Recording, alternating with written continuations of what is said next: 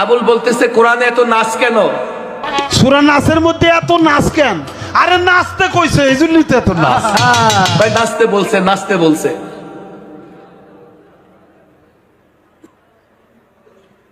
কুল আউযু বিরাব্বিন নাস, মালিকিন নাস, ইলাহিন নাস, মিন শাররিল ওয়াসওয়াসিল খান্নাস। এত নাচ কেন? কোরআন নাচতে বলছে। আশ্চর্য, একজন সাধারণ মানুষও বুঝে যে সূরায় নাসে নাচতে বলা হয় নাই, নাচ মানে হচ্ছে মানুষ। কথা ঠিক না বেঠিক? এরপরেও তারা আবুলের অপরাধ দেখে না। তারা অপরাধ দেখে তাওহীদি জনতা যারা প্রতিরোধ করতেছে,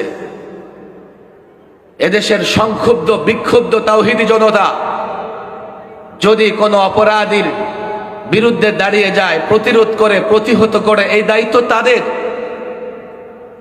যেমন রাজবাড়ির তাওহীদি জনতা নুরা পাগলার লাশের সঙ্গে করেছে।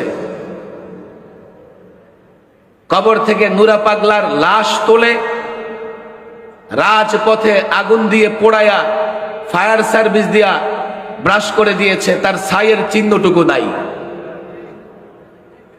এখন ওরা ফতুয়া জানতে আসে আমাদের কাছে, হুজুর লাশ পোড়ানো কি জায়েজ আছে?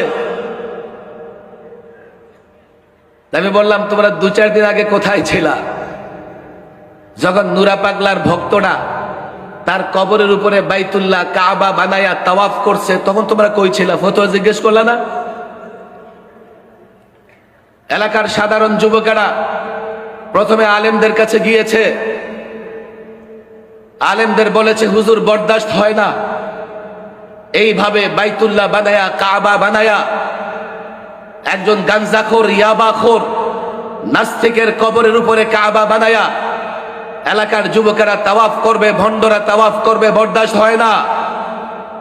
আলেমরা শান্তিপ্রিয়, আলেমরা শান্তিপূর্ণ সমাধানের জন্য তারা উপজেলায় গেছে, জেলায় গেছে, পুলিশের কাছে গেছে, স্মারকলিপি দিয়েছে, মিছিল করেছে, মিটিং করেছে, তারপরেও কোনো প্রতিকার হয় নাই। এবার যুবকেরা তাদের মতো করে ব্যবস্থা গ্রহণ করেছে। কোন আলেম, কোন মাদ্রাসার ছাত্র যদি মনে করো তোমরা তোমাদের হাতে দেশের মানুষ ঈমান বন্ধক রেখেছে, তোমাদের হাতে দেশের মানুষ ঈমান মর্গেজ রেখেছে, তোমরা ভুল করবা, তোমরা ভুল করবা। কোন আলেম, কোন মাদ্রাসার ছাত্র যদি সিরাতে মুস্তাকিম থেকে সরে যায়, অন্যায়কে অন্যায় না বলে ন্যায়ের